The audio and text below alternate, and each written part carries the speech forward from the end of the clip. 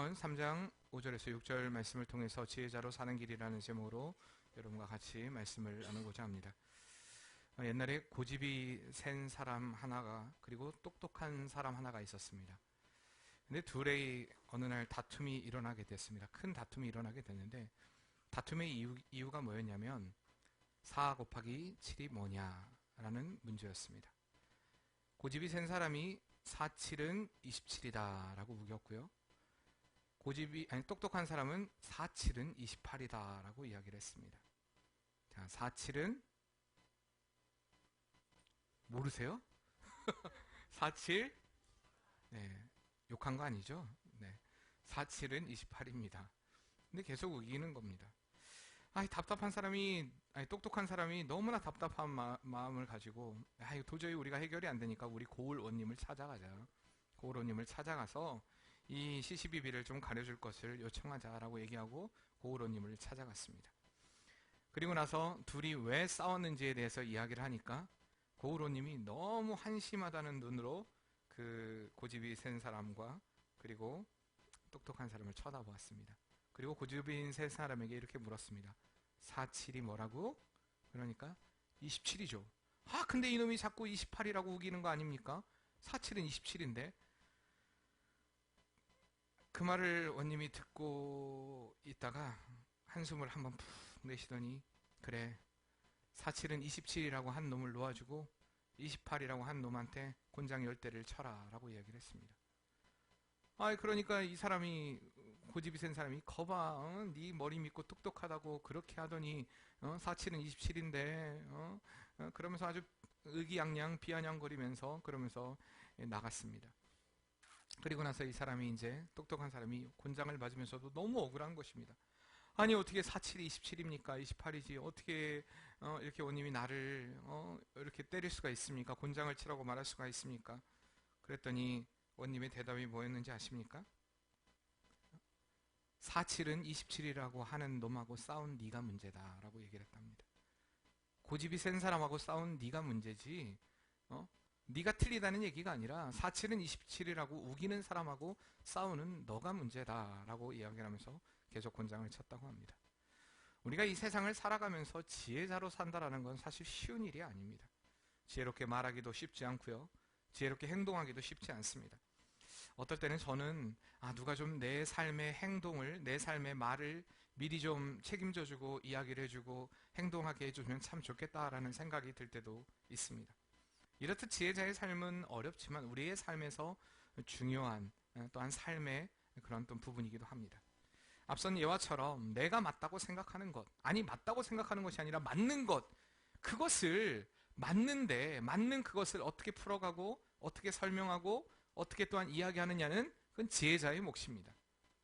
그럼에도 불구하고 우리는 대부분의 싸움들을 보면 어떤 맞다 틀리다의 싸움이 아니라 대부분 지혜롭지 못함으로 인한 싸움으로 번질 때가 더 많은 것을 보게 됩니다. 특히 부부싸움을 보면요, 여러분, 남자와 여자가 싸우기 시작합니다. 부부가 싸우기 시작하는데 대부분 문제는 누구에게 있습니까? 대답을 안 하시네요.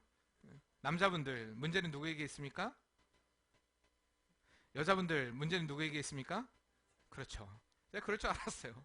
항상 이렇게 대답을 하더라고요. 어디 가서나 보면은 되게 재밌는 게, 이번에도 인스타그램에 어떤 글들이 올랐는데 우리 오빠가 사준 것, 우리 남자친구가 사준 것 하면서 예를 들어 남자친구 선물, 남자친구가 사준 선물 해시태그를 걸은 그 글들을 딱 빼니까 뭐 수천 개 수만 개가 뜨는데, 여자친구에게 받은 선물, 그러니까 3개 떴다던가 4개 떴다던가 그러더라고요. 무슨 말이냐면 대부분 이렇게 얘기를 하면 남자분들이, 오늘 좀 남자분들 착하신 것 같아요.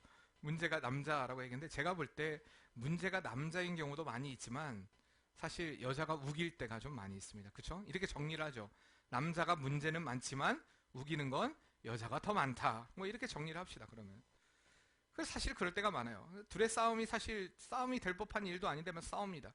그래서 때로는 제 3자를 불러요. 야, 우리 부부가 이런 문제를 가지고 싸우고 있는데 좀 해결 좀 해줘봐. 야, 누가 문제냐?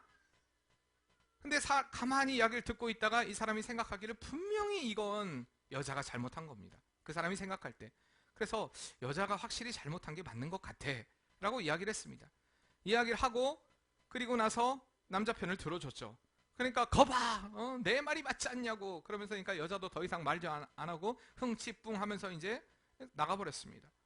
그리고 나서 며칠이 지났는데 두 부부는요, 아이고 발짱 끼고 여보 자기야 그러면서 금방 붙어 다니는데, 그 편을 들어줬던 사람을 이제 오랜만에 만났는데 보자마자 이야기를 합니다. 여자는 아는 척도 잘 안 하고요, 남자도 약간 서먹서먹합니다. 그리고 나서 하는 말이, 아이 그때 내 편을 들어준 건 고마운데 말이야, 내 아내한테 너무 심했지 않았어? 다음에 혹시나 내 아내가 잘못하다 할지라도 내 아내 편 좀 들어줘. 아니 편 들어준 사람은 뭡니까? 사실 편 들어주고 나서 욕은 되게 얻어먹고 바른 말을 했다는 이유만으로도 사실 사람들에게, 이 부부에게 있어서 이 사람은 좀 나쁜 사람인 것처럼 치부가 되는 그런 경우도 보게 됩니다. 그래서 부부싸움은 뭐 칼로 물베기라고도 하는데, 어쨌든 사실 편들어주기가 쉽지 않죠. 살면서 이렇듯 지혜를 가지는 것은 무엇보다 중요합니다. 무엇보다도 믿음의 사람들이 지혜로운 삶을 살아야 하는 것은 당연합니다. 그렇기 때문에 이 잠언의 말씀들을 통하여서, 이 지혜서의 말씀을 통하여서 오늘 우리에게 지혜자의 삶이 어떠한 삶인가, 어떻게 해야 우리가 지혜롭게 삶을 살아갈 수 있을까를 분명히 이야기하고 있는 것입니다. 제가 성경을 통해 본 지혜를요, 조금 다른 말로 바꿔보면요, 바로 보는 눈, 통찰력이라고 저는 이렇게 이야기를 하고 싶습니다. 통찰력.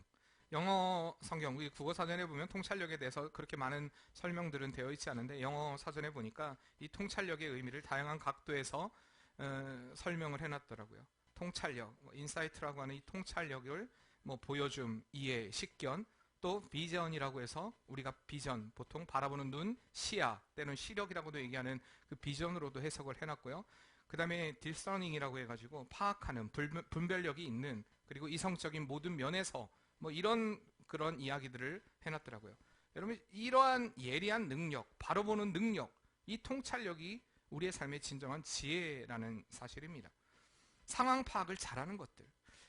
구약에 보면 창세기 13장에 아브라함과 그 조카였던 롯이 더 이상 그들이 너무나 기르는 양들이 많아지고 거느리는 사람들이 많아지다 보니까 더 이상 함께 할 수 없음을 알았습니다. 그래서 아브라함과 이제 이 롯이 갈라지기로 이야기를 하고 롯에게 먼저 이야기를 합니다. 야, 네가 좌하면 나는 우하고 네가 우하면 나는 좌할게. 네가 먼저 선택을 해봐라. 그러할 때에 13장 10절에 보면, 이에 롯이 눈을 들어 요단 지역을 바라본즉 소알까지 온 땅에 물이 넉넉하니 여호와께서 소돔과 고모라를 멸하시기 전이었으므로 여호와의 동산 같고 애굽 땅과 같았더라라고 이야기합니다. 그러니까 눈으로 볼 때에, 이 롯이 볼 때에, 야, 이 소돔과 고모라 지역이 정말 적과 꿀이 흐르는 땅이구나. 사실 어떻게 보면 삼촌이니까 삼촌 먼저 선택하세요, 그렇게 할 법도 한데, 롯은 자기가 먼저 지혜로운 사람처럼, 세상의 지혜를 가진 지혜죠. 세상의 지혜, 세상이 이야기하는 지혜로운 사람이죠. 그 편을 선택합니다. 우리가 그 결과는 너무나 잘 알고 있습니다. 소돔과 고모라는 멸망의 땅이 되었고요. 아브라함이 갔던 곳은 하나님이 보여주신, 하나님께 기도함으로 그가 꿇어 엎드림으로 하나님이 주신 그 비전을 바라보고 나아갔을 때에 그의 삶이 더 풍성함으로 채움을 받았던 것을 우리가 분명히 말씀을 통해 보게 됩니다. 여호수아에도 마찬가지입니다. 여호수아가 아니라 그 민수기에 보면 12명의 정탐꾼을 보내게 됩니다. 모세가 12명의 정탐꾼을 보낼 때에 그 민수기 13장에 보면 이 40일 동안 가나안 땅으로 정탐꾼을 보내면서 2절 말씀에 이렇게 이야기를 합니다. 그들 중에서 가장 지혜로운 자들, 그리고 그들 중에서 리더들, 그 각 지파의 리더들을 선택해서 그들을 바로 정탐꾼으로 보내게 됩니다. 굉장히 똑똑한 사람들을 보내게 되죠. 그때에 그 땅을 정탐하고 와서, 그 가나안 땅을 정탐하고 와서 그들의 보고가 바로 13장 31절 말씀인데, 그 말씀이 뭐냐면, 거기에 레피림 후손이 아낙 자손의 거인들을 보았으니 우리는 스스로 보기에도 메뚜기 같으니 그들이 보기에도 그와 같았을 것이니라 라고 이야기를 합니다. 지혜죠. 적을 알고 나를 알아야 우리가 승리할 수 있다라고 얘기하듯이, 야, 그들은 아닙니다. 그들 앞에 우리는 메뚜기와 같은 존재입니다. 우리가 도저히 이길 수 없습니다라고 그들은 이야기했습니다. 맞는 말이죠. 지혜로운 말입니다. 그러나 이게 성경에서 말하는 지혜는 아니었다는 것입니다. 12명의 정탐꾼 모두 다 상황 파악은 정말 잘했습니다. 적어도 그들은 사람들이 보기에 지혜로운 사람들이었고, 또한 각 지파의 리더들이었기 때문에 충분히 파악을 잘했고, 충분히 사람들에게 인정받을 만한 그런 언어를 가진 사람들이었습니다.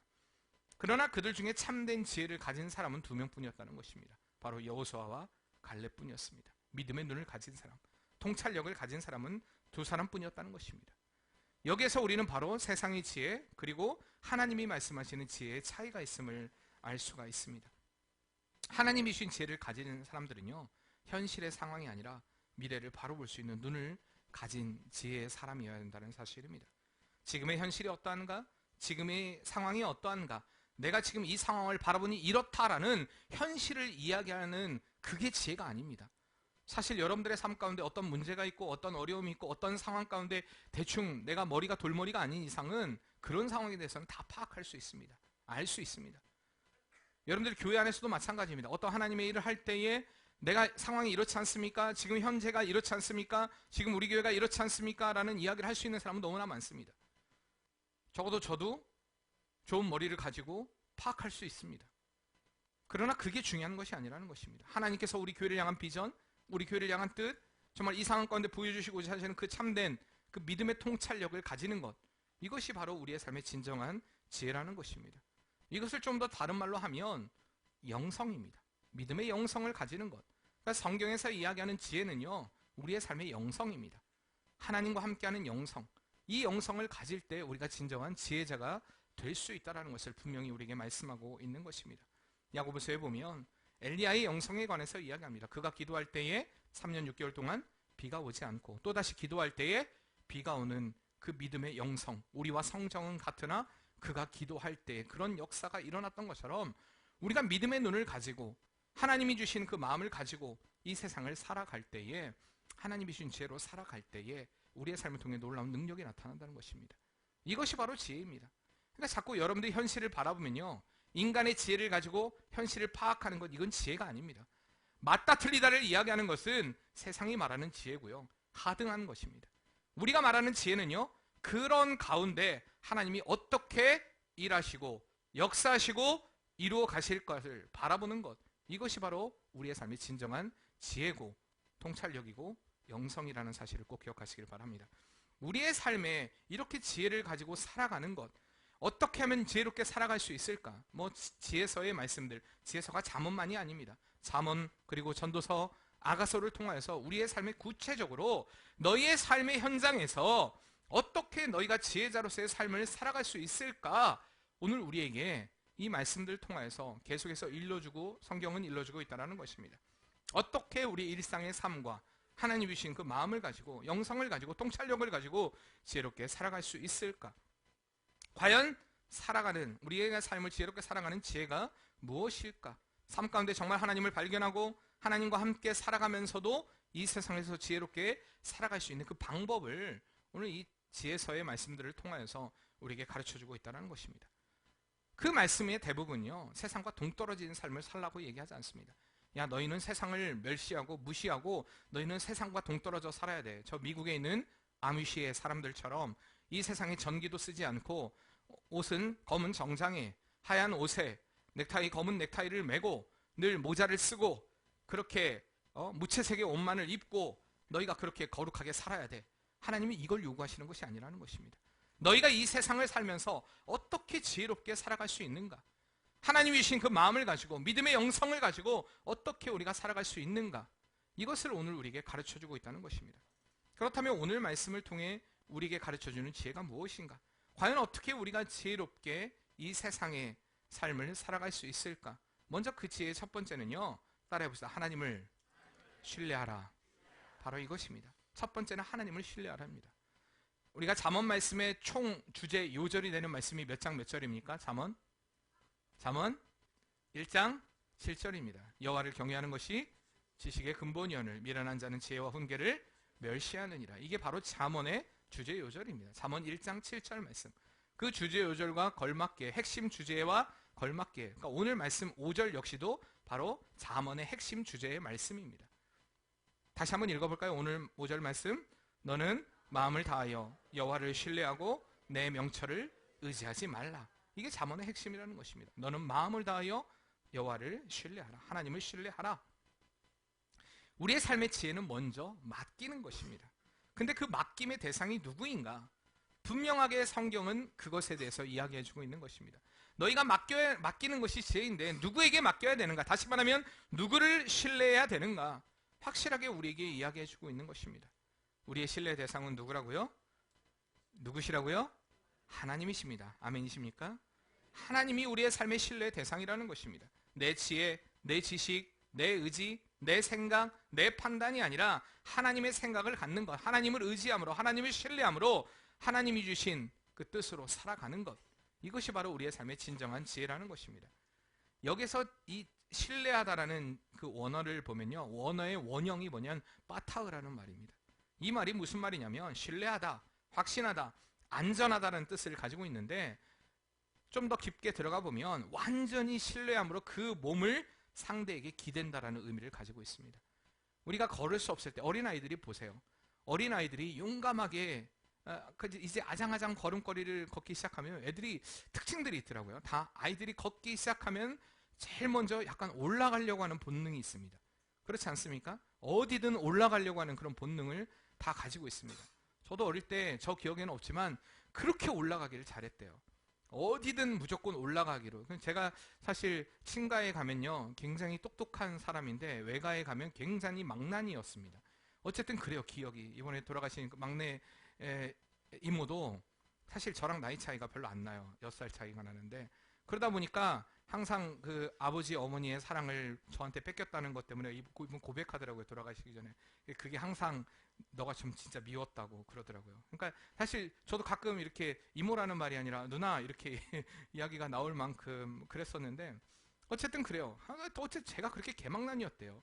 뭐 항상 올라가서 어디서 막 애가 없어져 가보면 계집에 들어가 있고. 근데 저도 제가 그런 걸 몰랐는데 그 원진혁 성도의 그 형인 종수를 보니까 알겠더라고요. 종수가 보니까 없어지면 계집에 들어가 있고 항상 그러더라고요. 그래서 아, 나도 그랬었겠구나라는 생각이 들어요.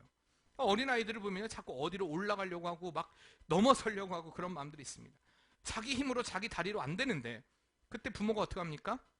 잡아줍니다. 끌어줍니다. 그러면요 그 부모의 기대서 아이들이 한 발짝 두 발짝 내딛습니다. 신뢰한다라는 것은 완전히 기대다라는 그런 의미를 가지고 있는 것입니다.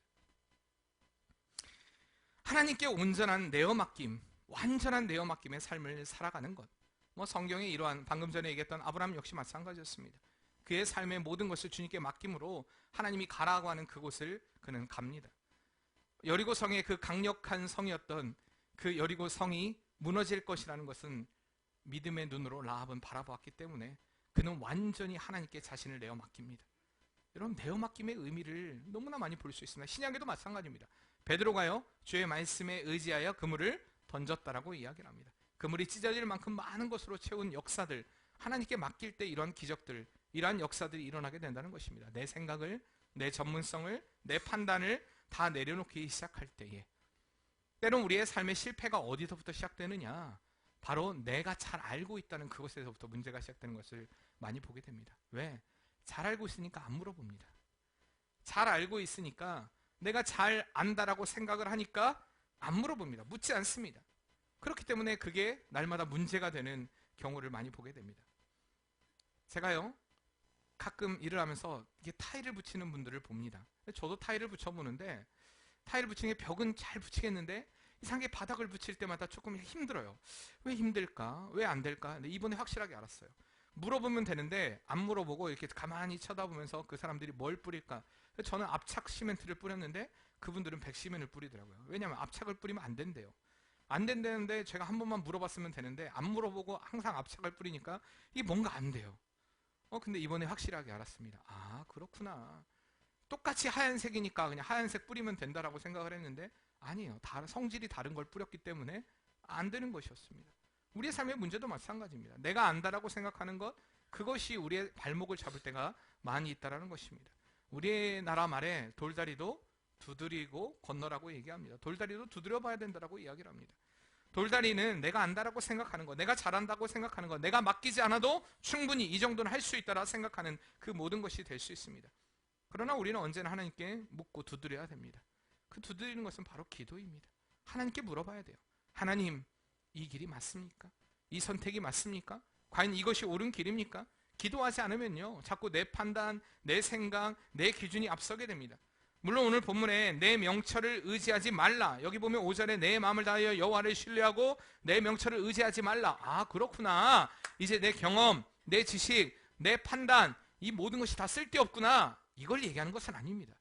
여기서 내 명철을 의지하지 말라는 것은 여러분들이 우리가 살면서 앞으로의 장래 계획도 세우지 말고 일도 하지 말고 노력도 하지 말고 그런 의미가 아니라 너 노력해라.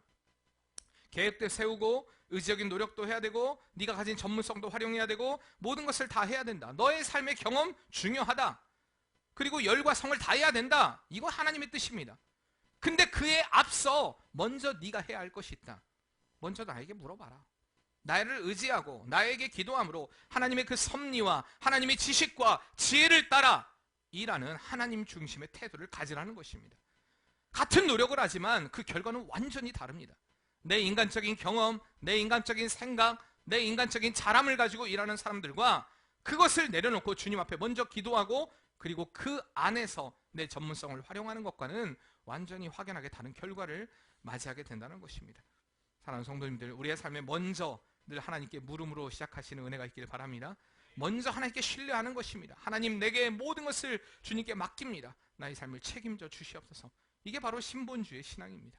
하나님 중심의 삶, 늘 하나님께 내어 맡김으로 인하여서 하나님이 일하게 하시는 것들, 여러분 우리의 인생이 하나님이 일하게 하시는 그런 복된 인생이 되어야 할 줄 믿습니다. 두 번째 말씀은요, 바로 6절 말씀입니다. 같이 한번 읽어보겠습니다. 너는 범사의 그를 인정하라. 그리하면 내 길을 지도하시리라. 두 번째 말씀은 너는 범사의 그를 인정하라는 것입니다. 하나님을 인정하라. 본문에서 솔로몬은요, 하나님을 그냥 인정하라고 말하지 않습니다. 그 범위를 정해줍니다.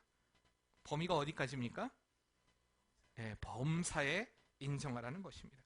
그 앞서 하나님을 신뢰할 때도 너는 마음을 다하여 하나님을 신뢰하라고 얘기했듯이 너는 범사에 그를 인정하라라고 얘기합니다. 여기서 범사라는 말은요, 원래는 범사의 원형은 때레크라는 말인데 이 말이 무슨 말이냐면 길, 통로라는 의미를 가지고 있습니다.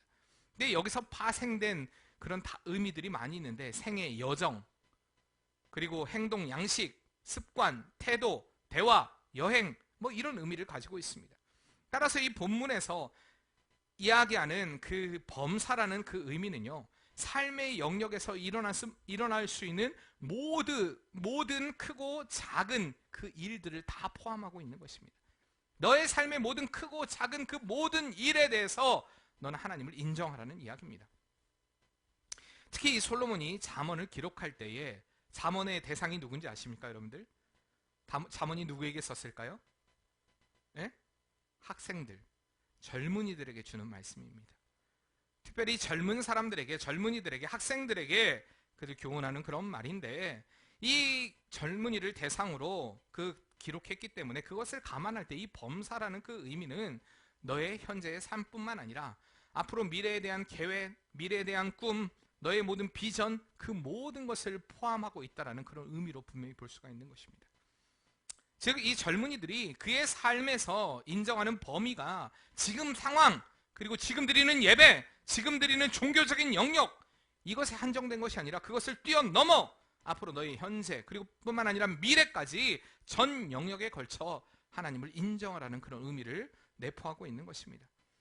우리가 젊은 날이나 나이 들어서나 언제나 하나님을 인정하는 삶이 되어야 한다는 것을 분명히 이야기하고 있는 것입니다. 계속해서 여기서 범사의 그를 인정하다, 여기 인정하다라는 말의 원형은 야다라는 말인데 경험을 통해 알게 된 구체적인 지식을 얘기합니다. 내가 그냥 아는 것이 아니라 경험을 통해 알게 되는 것. 예를 들어 우리 장로님을 알게 될 때 우리 이양재 장로님, 장로님의 이름을 알고 장로님의 나이를 알고 장로님이 어디에 사는 곳을 알고 이 아는 그 알미 아니라 경험을 통해 장로님이 어떤 분이다 라는 걸 알게 되는 것, 이것을 의미하는 것입니다. 완전히 알다, 야다라는 말, 경험적인 암. 더 나아가서 이 말은요, 부부간의 그 성관계를 통해서 알게 되는 그 암, 그러니까 굉장히 깊은 알을 얘기하는 것입니다. 그러니까 인정하다라는 그 의미는요, 정말 하나님의 뜻을 헤아려 알기 위해서, 경험하기 위해서, 그 뜻을 발견하기 위해서 너의 최선을 다하라는 그런 의미를 가지고 있는 것입니다. 그저 그냥 인정하다는 게 그냥 인정해, 그게 아닙니다. 리스펙, 요즘 애들 자주 말하죠. 자꾸 이런 이야기들을 뭐 자주 하는데 실제로 그들 안에 진짜 그러한 경외심이 있고 그러한 어떤 존경의 마음을 가지고 그들이 이야기하는지를 사실 잘 모르겠어요. 우리의 삶을 통하여서 진짜로 우리의 삶의 인정은요, 리스펙할 분은요 하나님뿐이십니다. 정말 하나님이 온전한 우리의 삶의 인도자가 되신다라는 걸 인정하는 것. 그리고 더 나아가 이 단어는요 머리만 아는 것으로 그치는 것이 아니라 이것이 온몸을 통하여서 아는 지식을 감안할 때 온몸으로 알기 때문에 이제 그 말씀대로 순종하고 실천함으로 따라가는 그 인격화된 의미까지도 내포하는 것이 바로 인정하다라는 의미입니다. 그러니까 우리가 하나님을 인정하게 되면 그냥 아는 것이 아니라 인정하기 때문에 사는 것입니다. 제가 여러분들에게 늘 말씀드리는, 내가 무슨 일을 하든지 그분을 생각하라. 그분의 뜻과 그분의 뜻 그리고 그분을 늘 되새겨 보라. 이런 의미를 가지고 있습니다. 현대 성경도 이렇게 번역됩니다. 내가 무슨 일을 하든지 그분을 생각하라. 그분의 뜻을 늘 되새겨 보라. 이런 의미를 가지고 있는 것입니다. 매사에 하나님의 뜻에 순종하는 것, 그리고 그분의 뜻을 알기 위해 무릎 꿇는 것, 그리고 그분의 뜻을 알기 위해 우리가 되새김질하는 것, 이것이 바로 하나님을 향한 진정한 인정이라는 말입니다. 그리고 그 뜻대로 살아가는 것, 이게 바로 하나님에 대한 인정입니다. 그러니까 너무나 쉽게 인정하라 그래, 근데 하나님 인정해요, 하나님 알고 있어요, 지식이 아니라 알기에 살아내는 것, 이것이 바로 진정한 인정이라는 것을 여러분 꼭 기억하시길 바랍니다. 이렇게 우리가 지혜자로 살아갈 때에 하나님께서 주시는 보상이 바로 6절 하반절 말씀에 그리하면 내 길을 지도하시리라 입니다. 여기서 그리하면이라는 말은요 5절과 6절을 다 포함하는 말입니다. 그리하면 5절에 내 마음을 다하여 여호와를 신뢰하고, 그리고 6절에 너는 범사의 그를 인정하면, 그리하면 어떻게 하겠다고요? 내 길을 지도하겠다. 여기서 지도한다는 것은 그냥 내가 지시하고 알려줄게, 그런 의미가 아닙니다. 곧게 하다, 바르게 하다, 좌우로 인하여 좌우로 치우치지 않게 하다라는 그런 의미를 가지고 있는데, 또한 그 이상의 더 평탄케 하다, 번영케 하다라는 그런 의미. 다시 말하면 여기서 내 길을 지도한다라는 것은 하나님의 풍부한 풍족한 복을 너에게 주겠다라는 그런 의미를 가지고 있는 것입니다. 그러니까 하나님이 우리의 삶에 하나님의 뜻대로 살아갈 때 주시는 복은요, 은혜는 우리가 생각하는, 우리가 헤아리는 그 이상의 것이라는 것을 꼭 기억해야 합니다. 간혹 사람들은 하나님 내가 이만큼을 드리면 하나님 나에게 이만큼을 주겠지? 그런 거 계산하지 마세요. 하나님께 그저 감사의 마음으로 우리가 주님 앞에 할 때에 하나님은 내가 생각하는 것 그 이상 훨씬 더 큰 것으로 우리의 삶에 부어주십니다. 이게 바로 하나님의 채우십니다. 범사에 하나님의 뜻을 알고 그분께 순종하기를 애쓰는 자들, 하나님은 계속해서 그들의 삶을 친히 바르게 인도하시고 평탄케 하시고, 또한 뿐만 아니라 모든 장애물을 제거케 하시고 번성케 하신다는 약속을 오늘 우리에게 주고 있는 것입니다. 사랑하는 성도님들, 우리가 2019년 오늘이 12월 1일이 되었습니다. 여러분 생각해 보세요. 우리가 2019년 1월 1일에 주님 앞에 각오하고 결단하고 결심했던 것들, 여러분들 얼마나 지키고 살아가고 있습니까? 내가 한 해는 정말 주님의 뜻을 더 깨닫고 하나님께 더 가까이 가길 원합니다. 여러분 인생에서 물론 하나님을 가장 리스펙하지만, 하나님을 가장 제가 존경하고 무엇보다도 높여드리는 분이지만, 삶 가운데 제가 참 존경하는 사람들이 있습니다. 어떤 사람들이냐면 무단히 노력하는 사람들, 끝까지 노력하는 사람들, 때로는 가진 게 없다 할지라도 정말로 계속해서 끈기 있게 끊임없이 그 길을 걸어가는 사람들은 저는 참 존경합니다.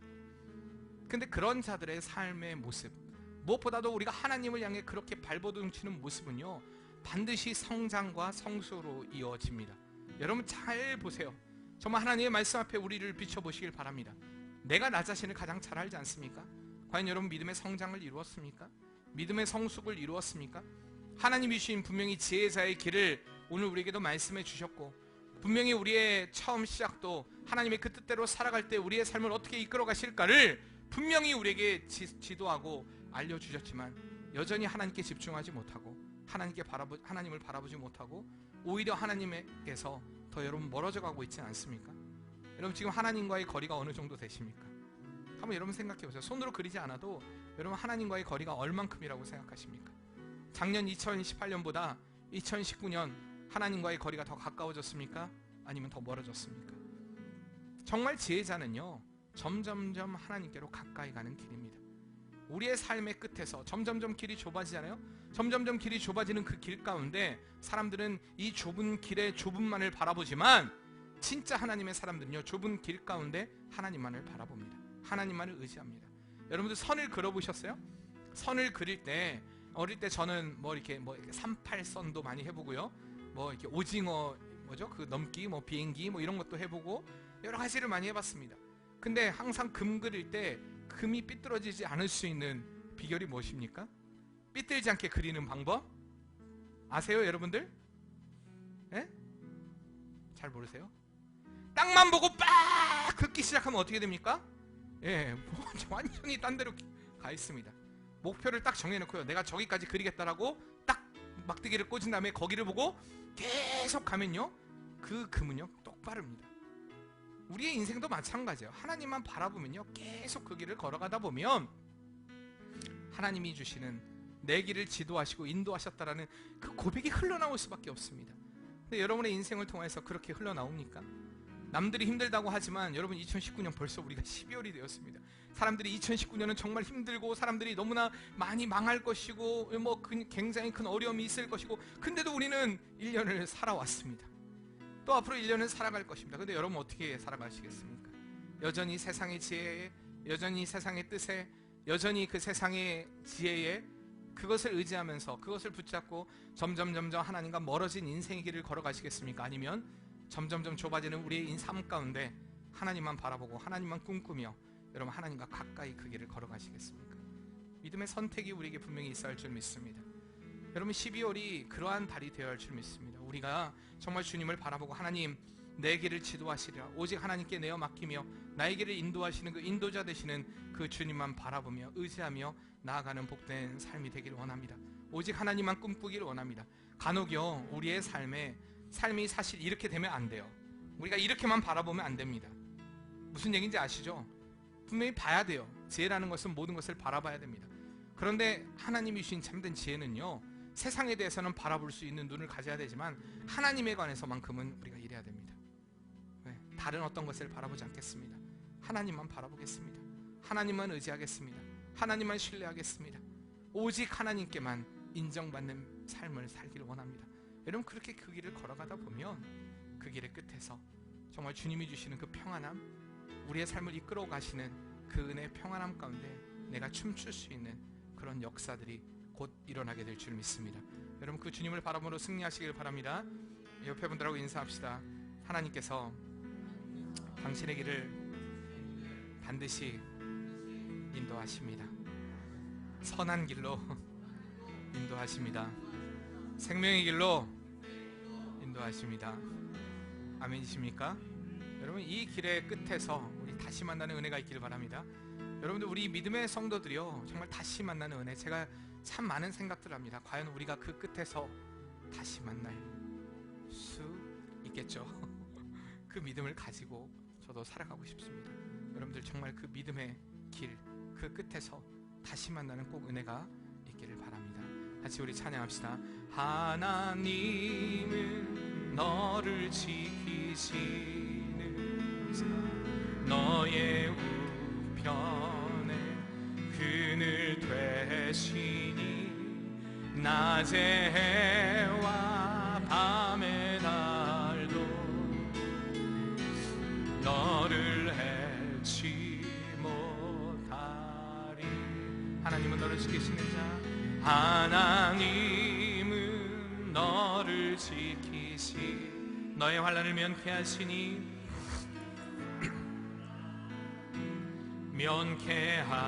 면케하시니 그가 너를 지키시리라. 너의 출입을 지키시리라. 출입을 지키시리라. 눈을 들어 산을 보아라. 눈을 들어 산을 보아라. 너의 도움 어디서 오나. 천지 지으신 너를 만드신 여호와께로나. 눈을 들어 산을 보아라. 눈을 들어